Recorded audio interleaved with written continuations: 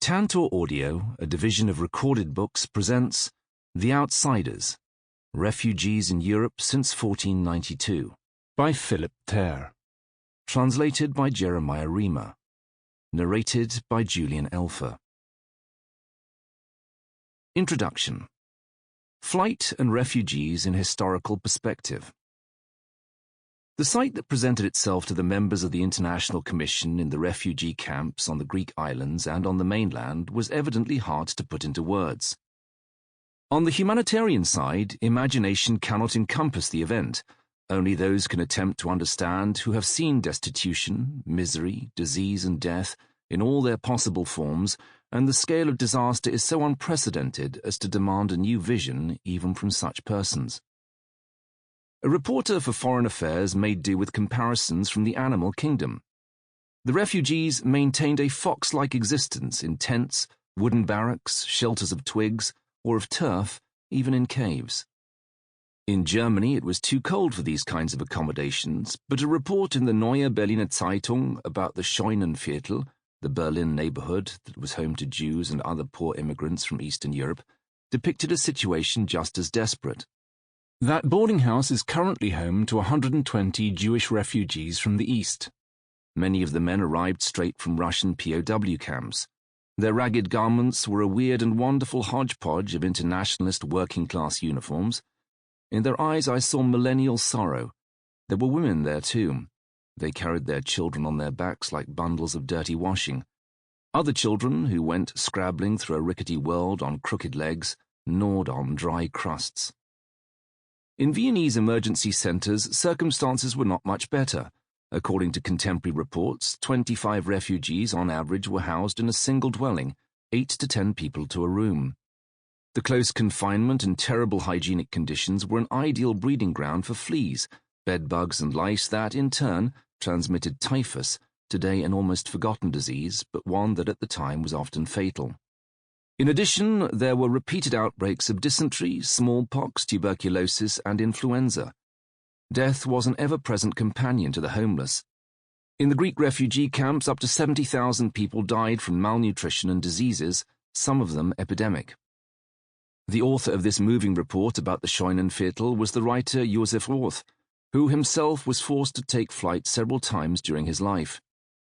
His last escape in 1933 and the reasons that made him leave Germany was so unbearable for him that he drank himself to death in his Parisian exile. The two other passages cited also come from 1923. They recount the misery of Greeks from Asia Minor following the exchange of populations agreed to internationally at the Conference of Lausanne. In Europe and its near neighborhood in the Middle East, a genuine refugee crisis was unfolding at that time, in part along the same Mediterranean and Balkan route that the refugees of 2015 would take. The scale of the mass flight nearly 100 years ago was, however, incomparably greater. In the early 1920s, about 7 million people were in flight, nearly 3 million fleeing the revolution and civil war in Russia, 2 million fleeing the Greco-Turkish war that erupted in 1919, and more than 1.5 million attempting to escape various wars and local conflicts toward the end of the long First World War, a war that did not really come to a close in Eastern and Southeastern Europe until around 1923. Yet these streams of refugees, metaphors invoking a force of nature became current at the time, were a mere trickle compared with the deluge that followed from National Socialism and the Second World War. In the 1940s, at least 30 million people were on the run in Europe, a number that does not even include displaced forced labourers and prisoners of war. 2 to 3 million people wandered the streets of occupied Germany in 1945, along with several 100,000 each in Poland, Hungary, Czechoslovakia, Austria, Yugoslavia, Bulgaria, Romania, Greece, Finland, and the Soviet Union. Old people and children especially were often no match for the hardships they faced. The humanitarian disasters that followed both world wars did produce at least one positive outcome, however. The international community took up the challenge of refugees. In 1921, the recently established League of Nations, in reaction to the mass flight from the Bolsheviks, appointed the well-known Norwegian naturalist and explorer Fridtjof Nansen as High Commissioner for Russian refugees. Soon the adjective Russian was dropped, since Nansen also had to deal with Greece, which took in more than 500,000 refugees from Asia Minor within a few months of its catastrophic defeat at the hands of the Turkish army. After the Treaty of Lausanne, which authorized the first ethnic cleansing of 2 entire countries, the only exceptions being Western Thrace in Greece and Istanbul in Turkey, the number of refugees again increased dramatically. Later in the 1920s, there was a brief pause in this history of massive refugee movements. Owing to an improved economic situation, those who had recently fled their home countries were able to strike roots in their countries of exile. Some countries, like France, even took in refugees willingly in order to compensate for their demographic losses from the war. But as early as 1933, the next mass exodus was underway, at first from Germany. Almost 60,000 people fled the National Socialists, and by the end of the decade they were followed by 370,000 more, most of them Jews.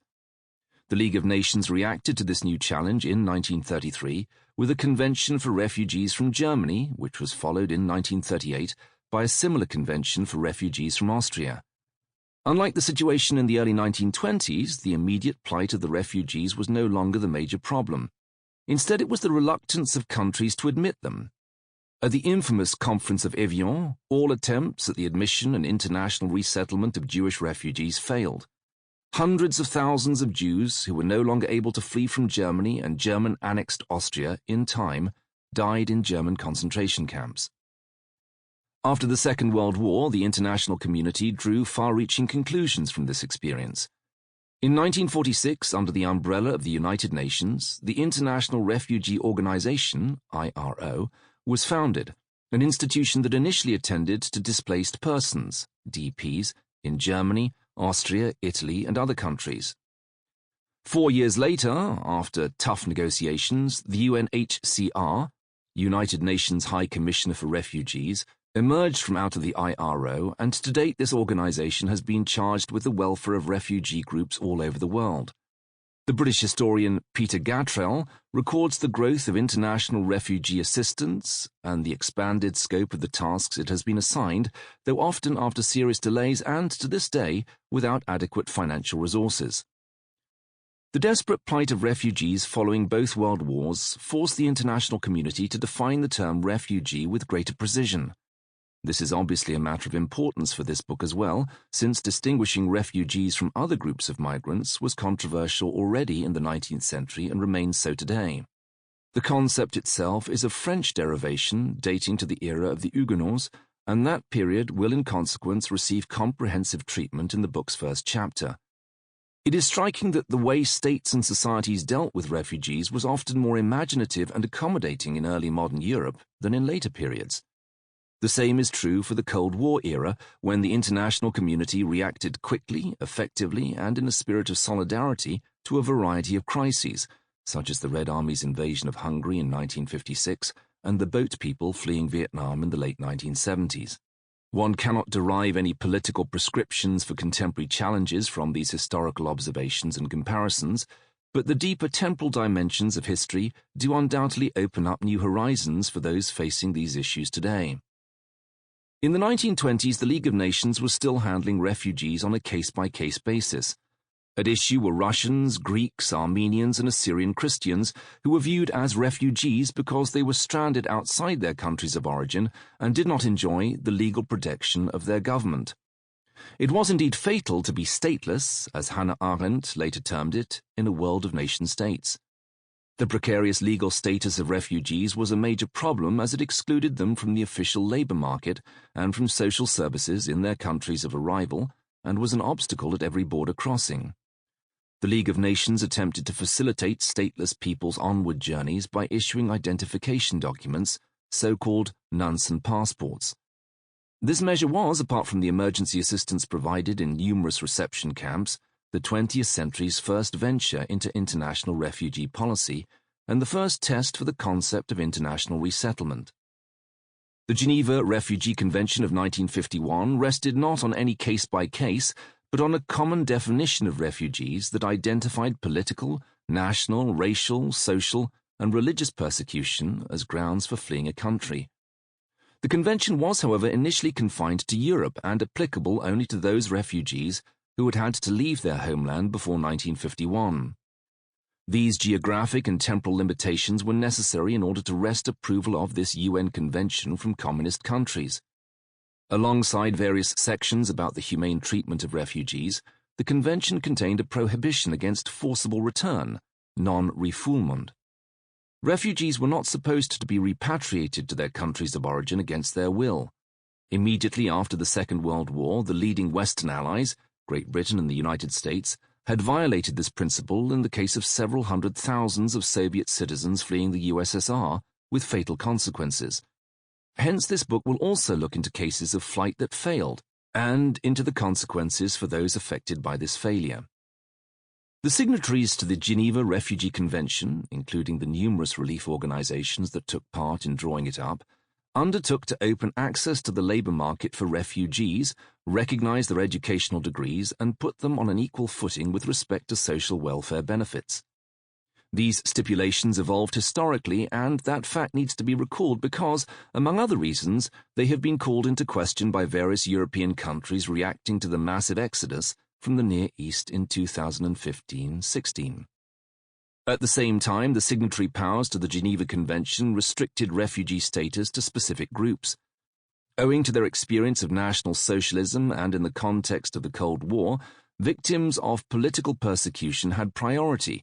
Wars or civil wars were not mentioned as reasons for flight. Domestic refugees, who today are a majority among all displaced persons, were left out entirely. The 12 million German refugees and the more than 2 million Poles from the eastern regions of Poland that had been annexed to the USSR in 1945, these being the two largest groups that lost their homelands in post-war Europe, were thus not recognized as refugees, but they are treated as such in this book.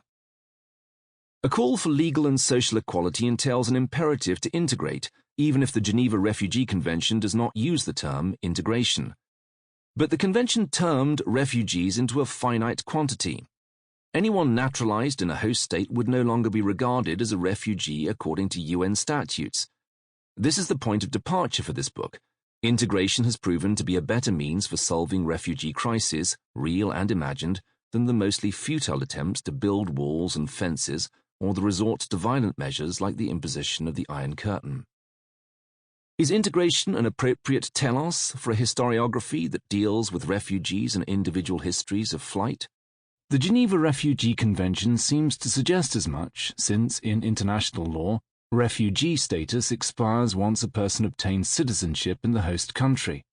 Yet integration is no linear and irreversible process, despite what much of the sociological literature seems to suggest. Additional details on the term integration and the rather new field of integration history will be explored in the next section.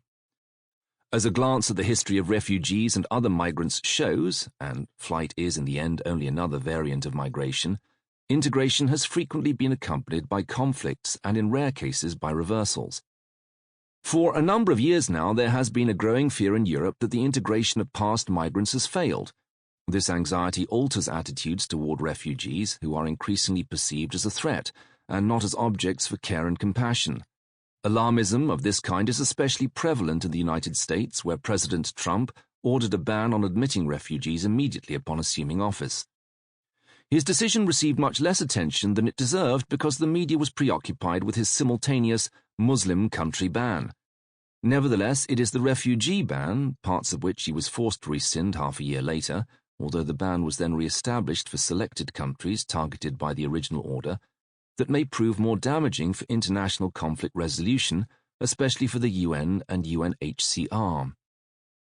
In addition to issuing restrictions on international resettlement, now fallen to levels lower than those that prevailed immediately after the terror attacks on September 11, 2001, the Trump administration has rolled back refugee rights and hindered asylum seekers from entering the United States.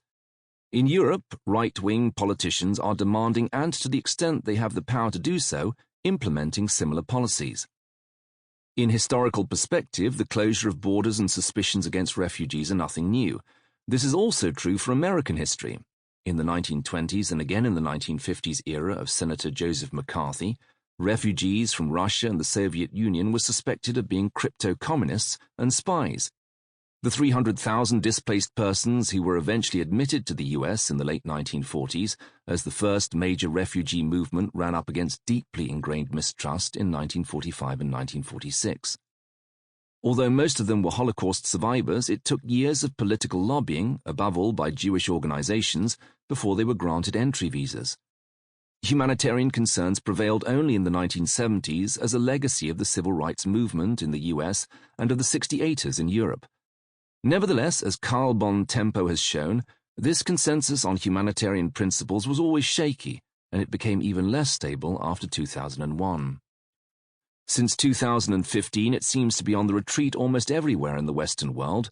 This book aims to explore why attitudes toward refugees have changed and why the doors to their admission have alternately opened and closed, both recently and in more distant times. Throughout European or American history, refugees have repeatedly been misused as objects of demarcation. The reason for this is quite simply that refugees usually arrive as strangers and have-nots. Flight almost always involves both a loss of property, jobs, and social standing. Since the days of Emil Durkheim and Georg Simmel, two of modern sociology's founding fathers, we have known that strangers and the poor regularly incur prejudice and condescension.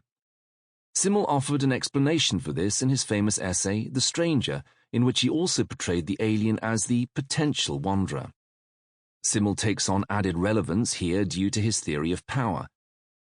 In contrast with Max Weber's focus on charismatic leaders or Antonio Gramsci's attention to structural and discursive hegemony, Simmel's concern is the scope of action available to those confronted with power and hierarchy in state and society. Using both biographical case studies and a structural analysis of the longue durée, this book will ask how much latitude refugees had during their departure, along their flight routes, and in their countries of arrival. Although their own scope of action was usually very limited, refugees did bring change to the countries that received them. This was true, for example, of the Indochina refugees admitted to the US in the late 70s, whose resettlement signaled that white-only immigration had ended once and for all. The admission of more than 400,000 Southeast Asians was a powerful message and a measure against racism. A limited comparison may be ventured between post-Vietnam America and, with a time delay, post-Holocaust Germany, which by 2015 was also keeping its doors open as proof that it had become a truly liberal country untainted by its National Socialist past. Whether concerns about refugees are projected in a negative or positive way, however, they have this in common. They are much more often about the host countries and societies than about the refugees themselves.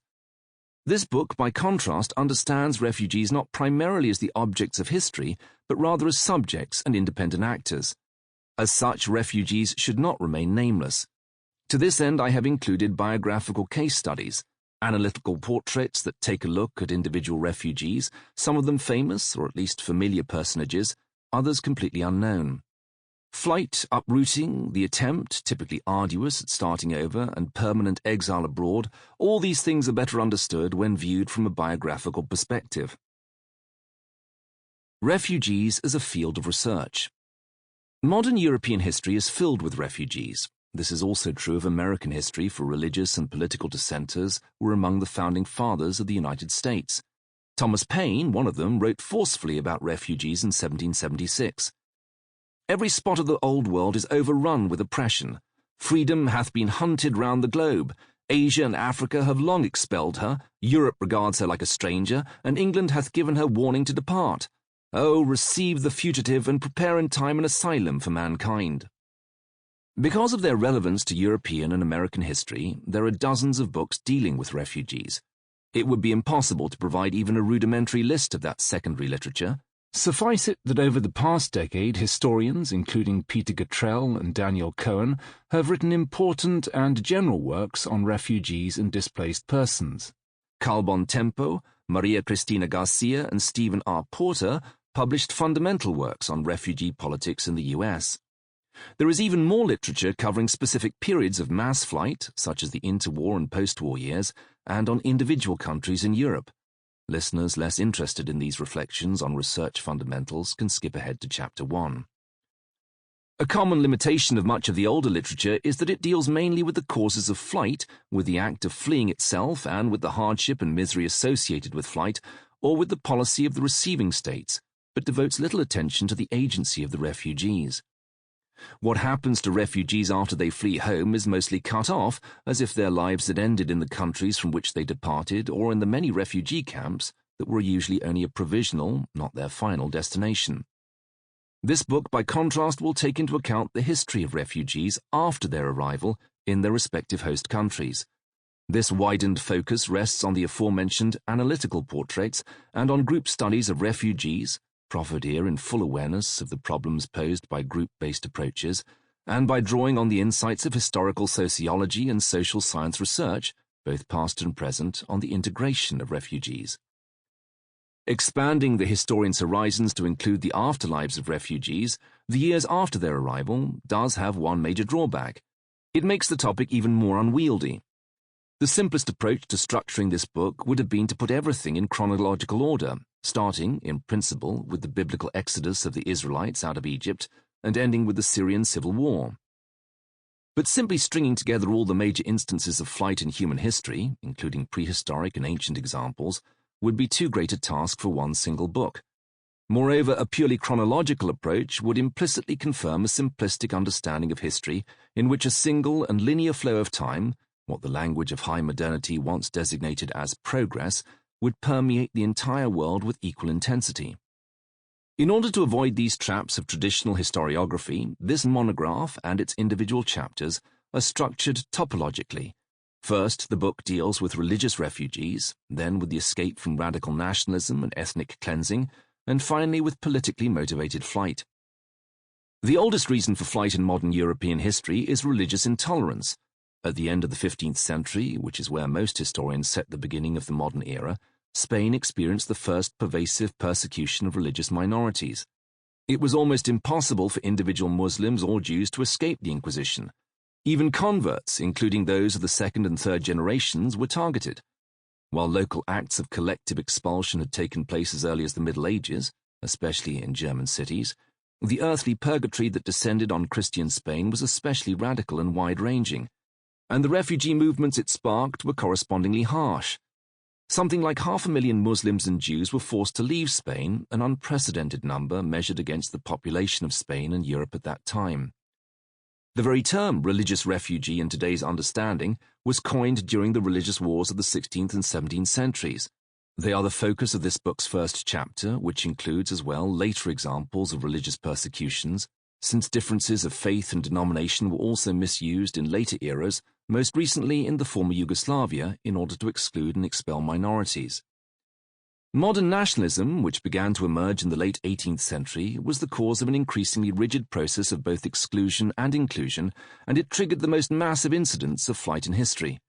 In the 20th century alone, around 30 million people lost their homelands in Europe owing to a radical, ethnic, and in part racist nationalism. These kinds of flight from nationalism will be treated in the second chapter of this book. There was a reverse side to the coin of nationalist intolerance and persecution in the form of national solidarity, which helped countries cope with massive influxes of refugees. The absorption and integration of refugees under nationalist auspices, however, came at a price. It raised the general level of nationalism, which was often the catalyst for additional conflicts and violence. The third variety of flight is less weighty in purely quantitative terms, but to this day it continues to shape international law and perceptions about refugees in the Western world. In the course of the American and the French revolutions, for the first time massive numbers of people were forced into exile on ideological grounds. This history of political and ideological flight, for the sake of brevity we shall confine ourselves to the first attribute in the following section, although nationalism is of course also a modern ideology, shaped the entire 19th century. In this era, following the revolutions of 1830 to 31 and 1848 to 49, the political exile was born as a historical figure, and in several Western European countries as well as in the United States, a right to asylum was established and secured. In the 20th century, three periods of political flight may be distinguished. The early interwar period, when the League of Nations and international NGOs developed enduring principles and instruments to handle large-scale humanitarian crises. The 1930s, when Western states failed to meet the challenges triggered by fascism and National Socialism. And the era of the Cold War, when refugees experienced what Daniel Gerard Cohen has called their Golden Age. This is true inasmuch as this was the period when the Geneva Refugee Convention and other crucial rules were created and implemented. Most recently, Donald Trump's measures against the admission of refugees, the actions of like-minded presidents and prime ministers in Europe, and the disunity this has sown within the EU have ushered in bad times for refugees. Looking back to the early post-war years, is golden really the right adjective? To answer that, one would in principle have to ask the refugees themselves, and this is what the analytical portraits in this book are intended to accomplish. On the one hand, there were periods over the last 500 years when flight was relatively easy. On the other, there were times when refugees were turned away and only able to find a place where they could start life over again after arduous detours. One of the central concerns of this book is to identify those factors that determine when either favorable or unfavorable conditions tend to prevail for refugees and to explain the causes for these vicissitudes. Ideally, there was a close geographical link between a refugee's departure and destination, as in the case of Eastern Bloc escapees. Once they had crossed the Iron Curtain, they were admitted into Western countries immediately and for good. But most flights were not structured so advantageously, and refugees had to overcome great distances until, often after many years, they found permanent accommodations. In addition to structural factors like these, normative attitudes are also decisive for determining the kind of reception refugees were likely to receive. As a consequence of arranging the presentation according to these three major reasons for flight, the book's timelines run in parallel to some extent. Each of the following three chapters begins anew in terms of time and then follows its own chronology. At first glance, this may be confusing, since certain periods and sometimes individual events are treated more than once. But this cannot be avoided, since specific historical watersheds, the two world wars for instance, saw every variety of flight. The advantage of this topological breakdown is that it makes it easier to understand how refugees are absorbed, or not, and under what conditions they might be able to start a new life. Questions about legal history are not the center of attention here, though one could fill many books with the details of international refugee conventions or of individual countries' asylum laws and practices. Nevertheless, the most important changes in international and asylum law are a recurrent topic in all three major chapters, insofar as these changes shape the way refugees were absorbed and integrated. When it comes to differentiating among the major courses of flight, religious, nationalist, and political ideological, we are dealing with ideal types in Max Weber's sense. Various minorities were forced to leave their homeland owing to their religious denomination and their nationality. Nationalism, moreover, like religion and denomination, was always also a very political issue. The motives refugees had were likewise diverse. For example, while people from the Eastern Bloc, regarded with so much sympathy in the context of the Cold War, emigrated out of political conviction, economic hardship also played a role. As the French historian Stéphane Dufoy has pointed out, a multitude of micro-decisions and micro-constraints are at work in every kind of flight. Finally, there is the question as to whether this topological breakdown draws dividing lines artificially and whether these grand categories are workable for the purposes of historical research and writing. It speaks for this approach that these three major courses of flight influence both attitudes in the countries that absorbed refugees and the progress of their integration. Religious, national, and political forms of solidarity proved crucial when it came to taking in refugees and legitimizing an open-door policy toward them. The openness of the receiving society is also a crucial factor affecting long-term integration. This book will analyze historical integration processes in four areas. The first concerns refugees' legal status, whether they receive equal status, rights, and citizenship in their adopted country. The spectrum is quite broad here, ranging from immediate legal equality, as in the case of German expellees after 1945, all the way to deliberate exclusion. A second area of integration, one frequently examined by sociologists and taken up in this book time and again with respect to refugees, is the labor market. The issue at stake in this second, and perhaps most important dimension of integration, is whether refugees can find a job, to what extent that job fits their previous skills and qualifications, and whether employment facilitates upward mobility, at least for successive generations. Earlier refugees often succeeded in moving up the social ladder, sometimes even rising to form a new elite, as did the Huguenots in Prussia, and as also happened with refugees from southeastern Europe in the Turkish Republic. Professional integration and social mobility are frequently based on geographical mobility, which is why housing, the third area, becomes so important. To what extent do refugees and other immigrants reside in mixed neighborhoods? To what extent do they live isolated or even in camps? The issue of integration or disintegration in the living environment has given rise to such catchphrases as ghettoization and parallel. Sample complete. Ready to continue?